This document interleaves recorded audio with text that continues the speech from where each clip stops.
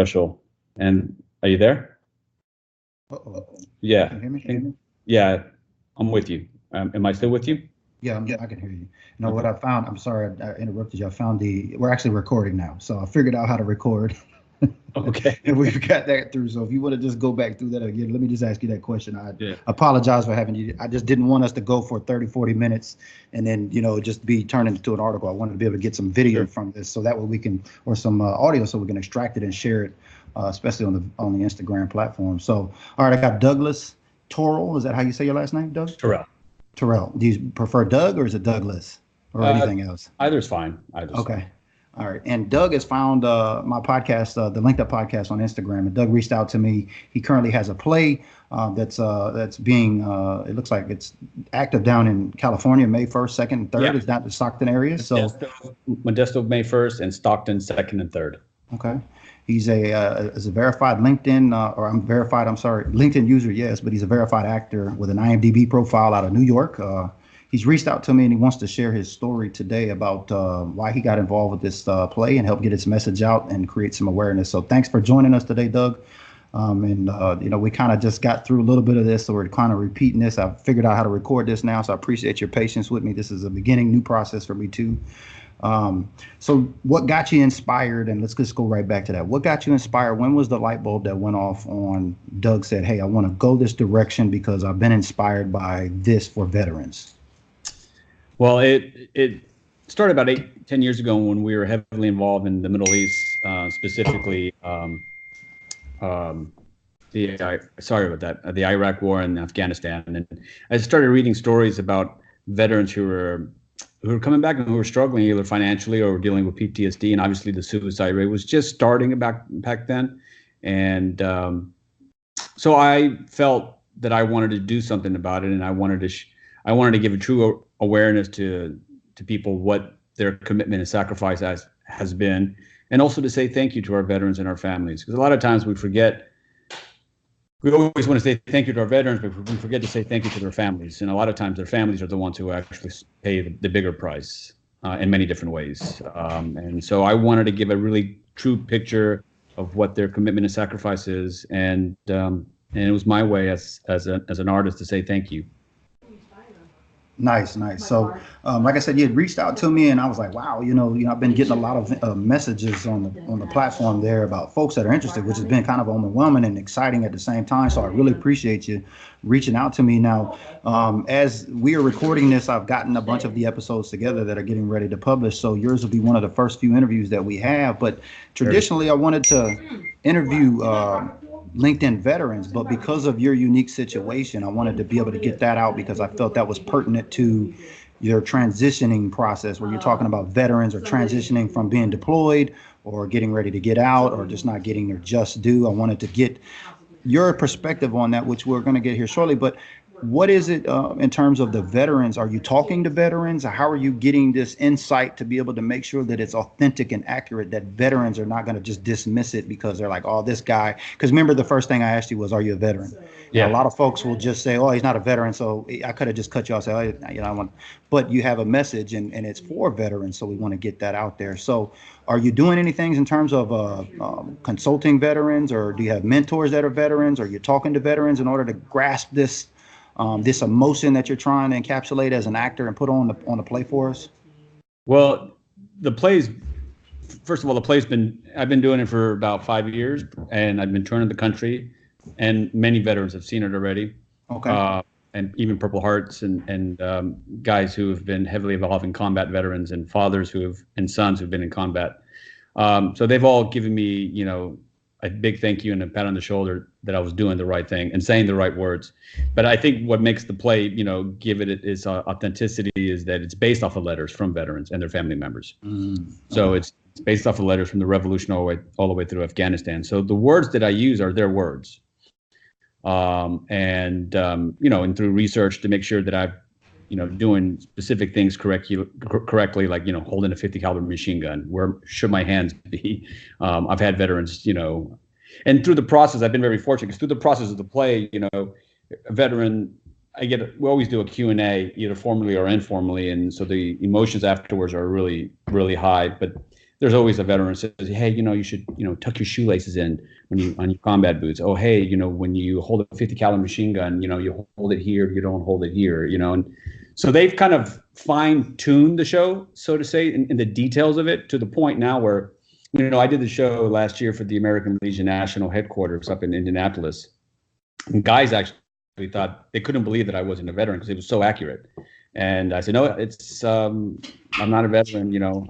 I do have family members who are in the military. My sister she's a retired sergeant, and I had my nephew's a Marine, and my two nieces were in the reserve, and they did nieces and were in the reserve, and they did a couple tours in Afghanistan and Iraq. But it's based off their the research and off their words, so that gives it its credibility, and I think that's what makes it play so. Why it touches a nerve with so many veterans when they see it. Right. Okay, I appreciate you sharing that with us, because I think that really makes it very authentic, because a lot of veterans, like we said, first out the gate is kind of like a credit check. Well, most veterans aren't going to, at least I wouldn't have took an interest at first, but because of this platform here, I thought that's important to get that message out. So that's even just an untapped gem, you sharing that 5 years. Wow. What has been the reception that you've gotten outside of that, maybe from the veteran community? What has been the temperature you've gotten over the last 5 years of this show? Obviously, it's been successful, but in your own words, can you expound upon that?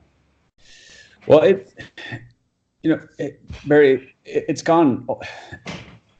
The reaction has been bigger than I could have ever imagined. I mean, if I could have told you that 5 years ago I would be touring this play, I've been blessed. I've been invited to perform at the Kennedy Center, Library of Congress, Federal Reserve Bank, and American Legion, and I've done it for probably over 8,000 audiences and veterans. And I think that the reaction is many veterans reach out to me and write letters. Like on my website, there's a link called Veteran Testimonials, and those are letters that veterans have, emails and letters that veterans have sent me, either from seeing the show or wanting to see the show or for experiencing the play. And they all say to please don't stop, to keep going. A lot of veterans are not feeling they're being heard. They're getting kind of lost in the shuffle, so to say, and they feel like their voices are just not being listened to. And the suicide rate is obviously a telling sign to that. We have since 2017, the suicide rate for veterans has gone up about 6%, and I think a lot of it is, there's multiple aspects to that, but I think one of them is that they're not being heard.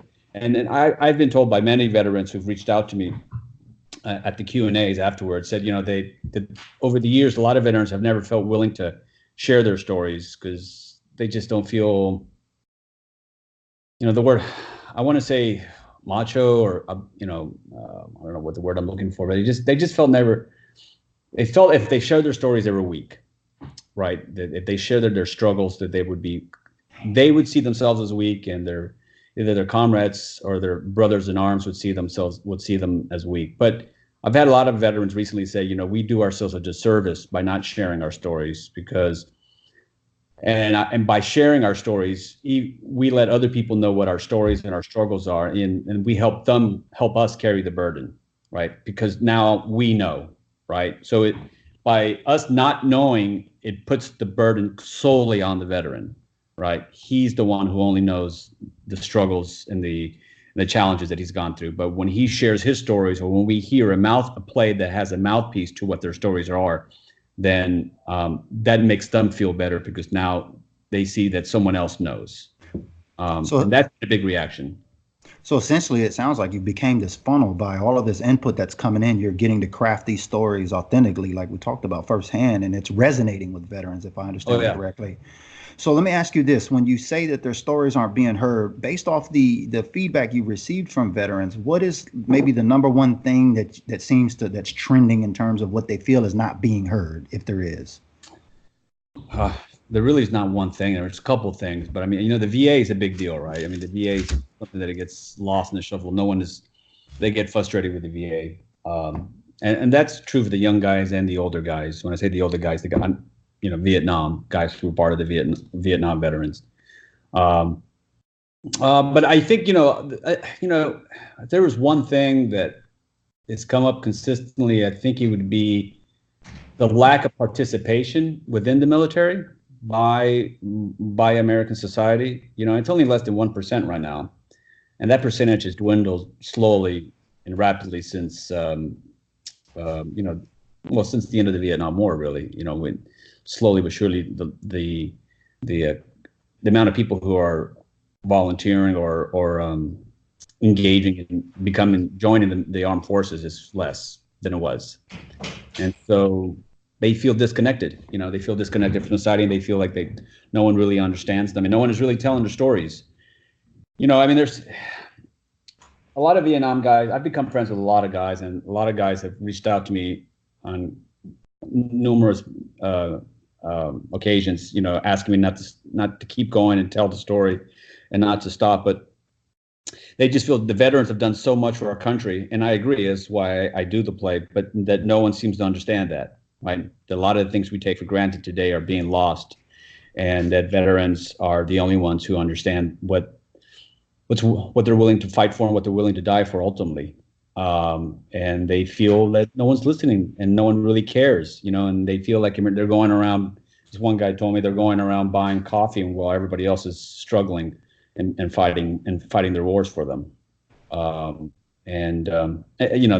Some guy told me, it's like we're at the mall and it's like America's at the mall and veterans at war, and so I think there's a lot of telling to that phrase. We don't understand that, we have guys who are deployed right now. In 2018, we had 3-4 casualties, and we're still having casualties, but no one really blinks. The media's not blinking. They're so obsessed whether you're a Republican or a Democrat with what's going on politically at the White House, And so there's a lot of things that our veterans need and that are not being addressed, and they're just not being heard. I mean, that's really the one thing. They're just not being listened to.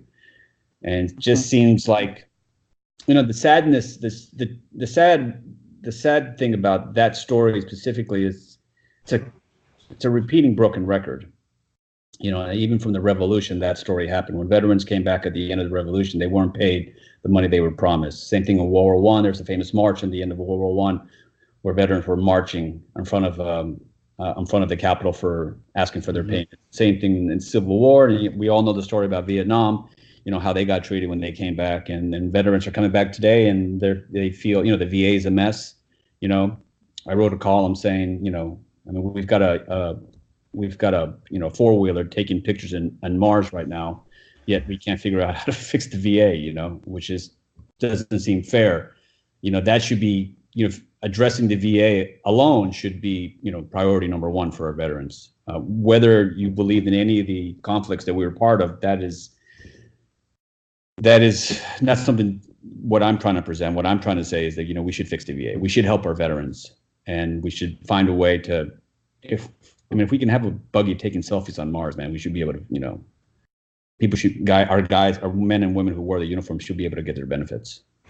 I totally understand and agree with you. A lot of the stuff that you're saying, Doug, I actually feel in terms of that machoism, us not sharing our stories. I'm a 23-year retired Navy veteran, and thank you. You're welcome. I have that's just how you brought up, and it's a struggle now with me being out almost 3+ years and learning that, it's not time to move. I don't have to pick up and go anywhere. I'm not being deployed.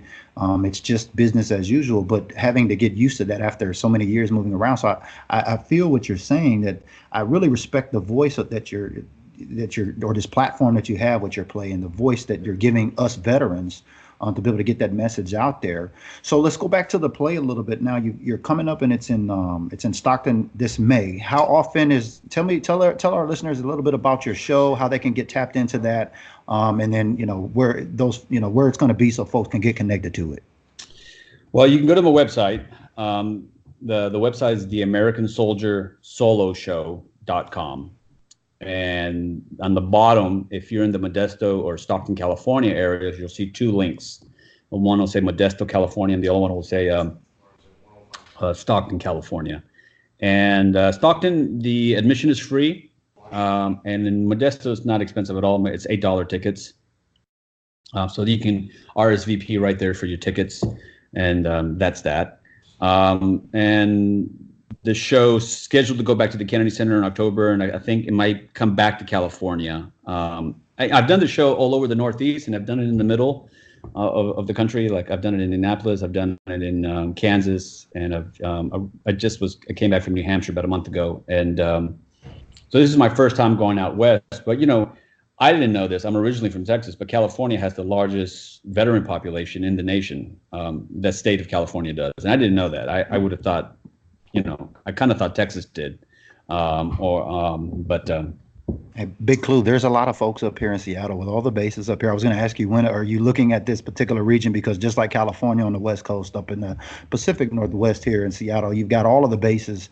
There's a big military populace per capita here, and it drives a lot of the economy that's here. So, yeah.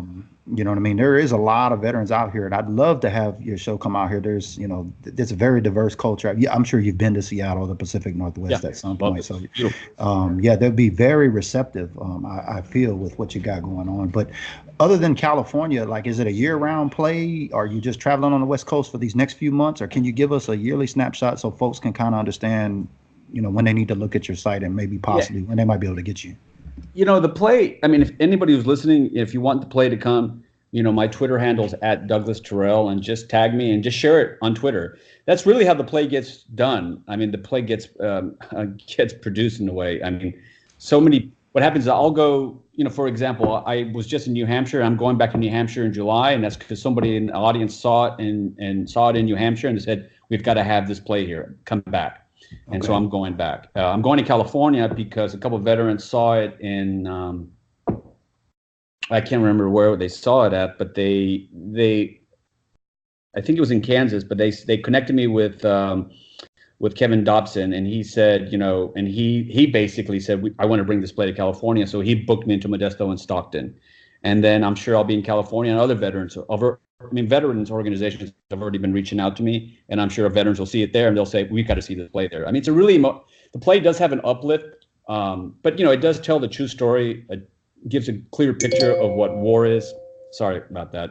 I try to stop all my pinging, and it's like impossible to stop the pinging. I mean, I've disconnected my email and messages, and I'm still getting pingings. Hey, thanks to technology, we're here, but thanks to technology, it gets in the way. So you can't live without it. It really does. So I apologize to you and your listeners. A couple of Vietnam veterans who have become really good friends with. I've become friends with, I've been blessed. I've become friends with a lot of veterans and really close. And some I have relationships over the phone, some I have relationships over email only. But they're all they've become close over the years, and they've become basically my biggest PR agents. They push the play. One veteran, his name is Joe Reynolds. He's just a wonderful man, and he's basically he got me to Indianapolis. He basically called the American Legion and said, you've got to see this play. Like, this play is mandatory. And then I did it for a fundraiser. That's where Kevin Dobson saw it. I did it for a fundraiser in Bedford, New York, and there's a couple people from the Federal Reserve Bank who are veterans, and they told the bank that you have to bring this play here. I mean, this play is amazing. So I did it for their veteran outreach division, and we had about 250 people there, and play was very successful, and there were a lot of veterans there who I became friends with, and they said, we want to try to bring you back next year. So that's how the play gets done. It's like I don't have a booking agent. It's just me. It's just me in an army trunk and a 6x9 American flag that I travel with, and my laptop, and everything runs from there. And then I do the show, and I tell people to, I do the Q&A, and I'll tell people to share it. And the play is so emotional that it just conveys people. I just want the message not to stop. Every veteran who I've talked to, every family member who I've talked to, have told me, to, please don't stop. Please keep sharing the play. Help us. Help us keep this message going. I did it in New Hampshire, and we had about 10 Gold Star families there, and obviously, you can only imagine, it was a very emotional Q&A afterwards, and they were incredibly supportive, but they said, this play needs to be seen by the country, by the whole entire country. So, and that's been the biggest challenge. And the biggest challenge in doing this play is getting the national press. I've got tons of press.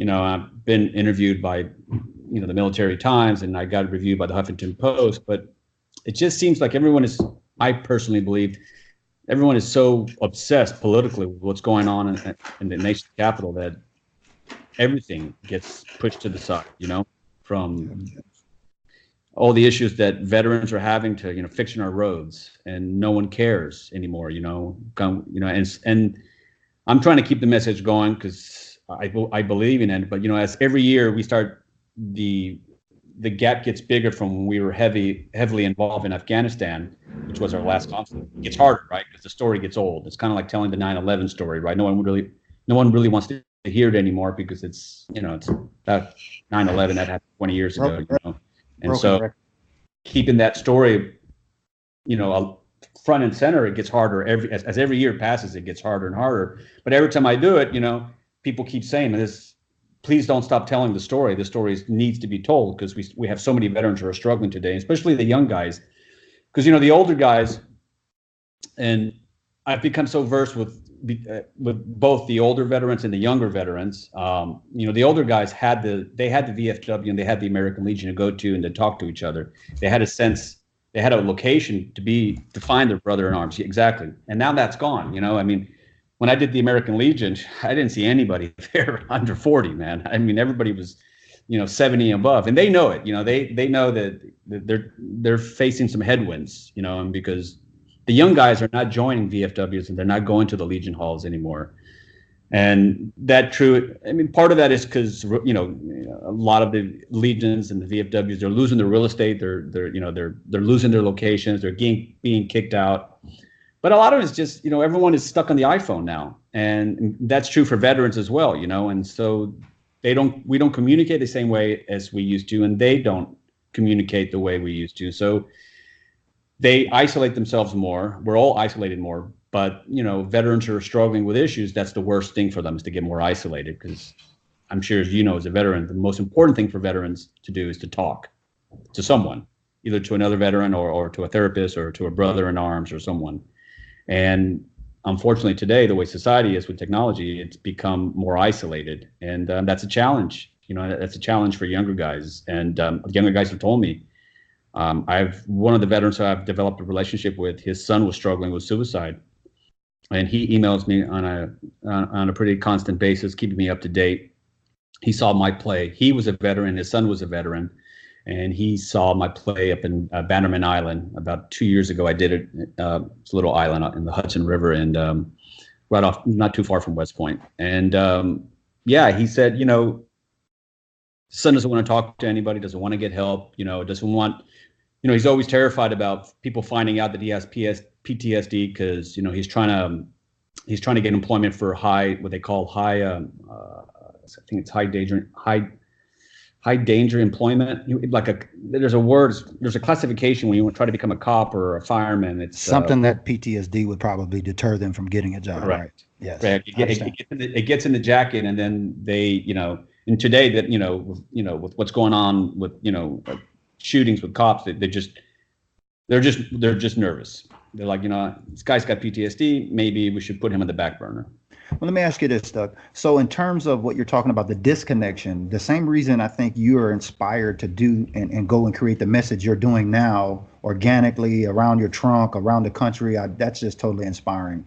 The same inspiration I have in terms of from a digital standpoint of linking the veterans up. So let's segue this into LinkedIn, because you're on LinkedIn and I didn't even know we were connected yet. Hit me up on Instagram. So when I searched you out, I was like, oh, I'm already with this guy. So I've got to do a better job of that. But how long have you been on LinkedIn? What value have you found it with your efforts on display, if any, and or maybe connecting with other veterans on the platform? Tell me a little bit about that. Or our listeners about that. LinkedIn is really interesting. I've always, I'm an actor first, right? I mean, that's what I am. I'm an actor. So I'm always looking for online presence. So LinkedIn, I've always found LinkedIn to have a great, if we go into like the nuts and bolts of why LinkedIn is good, their SEO is really good. Yes. I remember I would search my name on Google, and my LinkedIn profile will come up higher than my website. And they're getting really better. I mean, they're getting really good with content. They're doing like a lot of things with Twitter, and their reach is getting broader and broader. And LinkedIn is definitely a platform that I think a lot of people should be paying attention to. I mean, on their content feed is like Twitter. They have a content. They're really focusing on developing content, right? With the feed and videos now. And I think it's changing. LinkedIn is not, it used to be known as like, if you're a business professional, you needed a LinkedIn profile, but now it's really becoming a content platform, and they've done a really good job. I mean, it's a different party, right? Instagram, it's like, when you go to different parties, every party is different. If you go to a company party, it's not the same thing as going to your brother's, your friend's party, right? It's a party. Exactly. But you can't act the same fool as you did at your company's. I mean, at your brother's party, as you vice versa. And you can't act a fool at your company's party as you did at your brother's party, right? They're different kinds of parties, and that's kind of like Instagram and LinkedIn, right? They're different platforms, and there's a way to behave on LinkedIn and there's a way to behave on Instagram, but they're both parties and they're both content platforms, right? And LinkedIn never used to be thought of that way, but I believe it's becoming just as powerful as Facebook regarding content. So, I mean, I don't know if this is the segue you're looking for, but I mean, if I was a veteran, I would really focus on LinkedIn, because LinkedIn really provides opportunities. And, so many things are changing. I'm in the process of editing a web series that is being co-sponsored by Thomas Edison State University, which helps veterans use their benefits and go back to school and use the GI Bill. It's called Landing Home. And in the story that I wrote and that I'm creating, it's about a veteran coming home, and he's struggling so hard with a lot of things that you were talking about, this lack of structure, that he doesn't know how to go back to school and use his benefits, right? And that's a big struggle for him. And that the way social media is today and the way how flat the world's become, it's like a double-edged sword. It's really helped veterans because now they can reach out to so many different people and so many different organizations simply by getting on the keyboard, which was much harder, 5 years ago, because you had to go almost door to door walking, and today you can get on LinkedIn like I did with you, start DMing people and say, hey, I'm a veteran and I do X, Y, and Z, I have certain amount of skills, can I help you? And you do that 1,000 times, you're going to get some reach out, right? And right. That's a good thing. So I think LinkedIn, it's going to provide I think all social media platforms are going to provide a tremendous amount of opportunities for everyone, but specifically veterans, if they can find a way to focus and use their skills. I totally agree with you, and that's the premise of why I wanted to set this podcast up. You nailed it right on the head, Doug. In terms of the VA, in terms of the VFWs being disappeared, like there's plenty. I'm a member of a VFW in Puyallup, here where I live at, and you're right. The demographic is starkly different. When I go in, I look like a 13-year-old kid versus, being a 45-year-old male that's retired after 23 years. So I can understand that fully. But at the same time, a lot of the veterans don't understand the power in social media in terms of, they think of LinkedIn as another platform like a Facebook or Instagram or something too noisy they don't want to be a part of. So that is where I found the value, I thought, because it's much more professional. Like you said, it's a different party. You're going to dress up different for a LinkedIn party rather than an Instagram or Facebook. But we're there building a professional brand. We're there connecting, professionally. So my next question is in terms of the LinkedIn. So you've nailed that on the head, and I appreciate that. Goes right in line with what we're talking about here. But let me ask you, how long have you been on the platform? Have you been able to make some connections that were meaningful that helped you spread this message in terms of your show, or would you consider doing that moving forward? Well, I've been on LinkedIn for a while. I've been on LinkedIn for probably 7 years, 8 years. I mean, I've been on LinkedIn for a while, and I got on LinkedIn right when it first started, to be honest with you. And I started building it, and I used it more for SEO to showcase, any TV shows I was doing or any stuff. I kind of used it as basically to give me strong presence online, But I'm starting to use it more now. You being an example of more now with on helping to promote the show, because I'm realizing that they've done a really good job on developing a content platform. And so it's also untapped. That's the thing about LinkedIn. It's tapped as a professional resume, but it's not really tapped yet as a content platform yet. Eventually it will be. Eventually the party's going to come there, and In 2 years it'll be there. It's already. I see them flocking to the platform now in terms of entrepreneurs and professionals. Everybody. So the sooner you can get on there and start developing your media presence and whatever that is, the Like if you got on, if you got on Twitter and Instagram right when they first, my biggest regret is not, I got on Twitter right when it came out, but I didn't push it as much as I wanted to. And I wish, and if I could go back, I would have been on Twitter every single minute, every single day to develop that, to develop my brand or develop my media presence there, because I mean, if you did that when it first came out, you'd have 1 million followers right now. Yeah, Twitter is actually the professional, when you compare it against Instagram and Facebook, that was really the ones where you see all the athletes and the leaders of the world and things of that nature that are verified are there. But now it looks like, like what we're talking about, that's going to gravitate towards LinkedIn because of the nature of the party, so to speak. Yeah, no, I mean, it's just going to happen. So, I mean, so now I'm starting to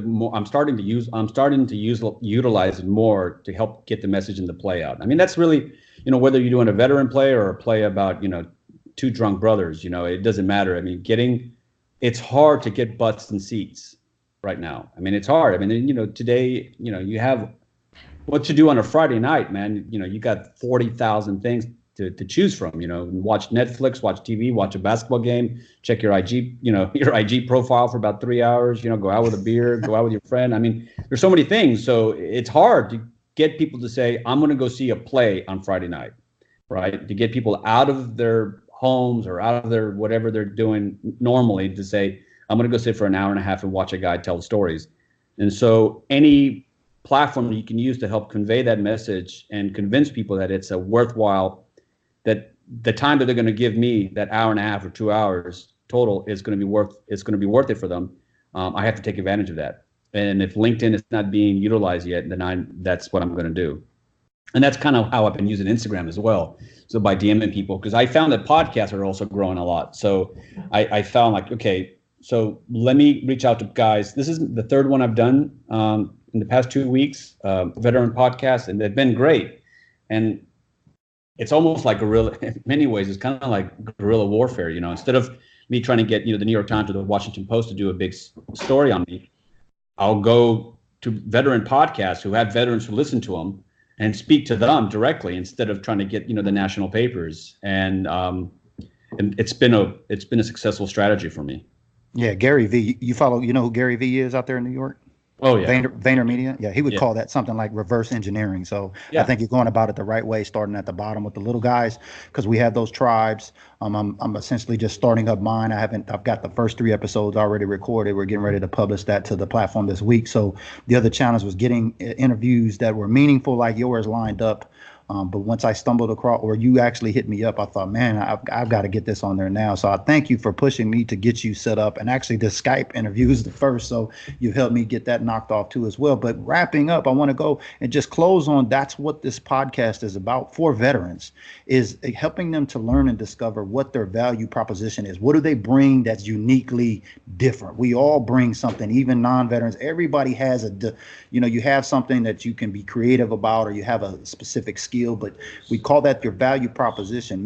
Mine was sales, public speaking, a lot of those things that I put together here with those skills to put this podcast together. But I wanted to do that to create this platform for other veterans and similar like you to come on here and share that, to hear it from not just me, hear it from other folks, because that's going to not only link us up like we talked about and getting connected back because the VA or the VFWs are gone, but getting linked up on LinkedIn. So we want to help them transition their value proposition in 12 months prior to separation. So a lot of these problems and hurdles that you're sharing that veterans are saying they're not being heard, we want to try to reverse engineer that. So I appreciate you sharing your story, with us today and what you're doing as a non-veteran over the last 5 years. I could see some tears come to your eyes, and you said some things that really touched me emotionally. That's part of what you're doing. So I thank you for helping me understand even more, because like us talking about it now is helping to some extent. And a lot of the veterans that are going to be listening to this today, they will understand too that, talking about it is a good thing. We're not, we can't solve all of our problems. We got to learn how to, that's the biggest thing for me, learn how to ask for help and collaborate openly without the fear of being ridiculed or rejected or not heard or so those things. So before we get out of here, last words, anything you'd like to maybe impart upon us, veterans, that, hey, if I could go and do this one thing or whatever you'd like to share with us before we get out of here, please do, Doug. Well, I mean, Well, I'd like to plug the show for California again, because people who are listening to you are going to be near the show. So if they're anybody who's near Modesto on May 1st, go to my website, or in Stockton, California on 2nd and 3rd, go to my website. And the website is theamericansoldiersoloshow.com. I'll be in Modesto May 1st at 7 p.m. at the State Theater, and I'll be at Delta College on the 2nd and 3rd at 7 p.m. in Stockton. But besides thank you is the number one thing I would say to every veteran, every family member of a veteran, and I mean that sincerely. I believe this is the greatest country in the world, and I believe that is all because of the men and women in uniform and their families. That would be the number one thing I would want to say. And then, I mean, if there's a veteran out there who is struggling, I would say go talk to someone, because you may feel like you're the only one, but you're not. And I'm not a veteran, so I don't really have the position to say, that I know it's the right thing to do. But I know from speaking to veterans, they've all told me that talking is the number one thing to do to kind of start your journey and getting helping and moving on to recovery. And, veterans, I believe the number one, you said something that I just wanted to touch on and kind of follow up on you. I think the number one asset that veterans have, and I love to see that when veterans get into politics, because veterans are organically trained to know how to compromise. If you get in a unit, you get in battle. I mean, you don't have time. You have to compromise, and you have to compromise at a very, very rapid rate, right? You have to make decisions, and you can't base things on prejudice or anything else. And veterans are able to make decisions. And this country was built on compromise. And I think if the number one thing that I wish veterans would do is get into more politics, because the more men and women in uniform that we have that are getting into the leadership positions of our political system, I think that's the way to kind of start fixing it again, because they know how to get things done, as cliche as it is, but they also know how to compromise, and we've lost that ability in this country to compromise. So I'd like to just say that, and thank you again. Hey, no problem. Yeah, no problem. And sorry to interrupt you there as a wrap up.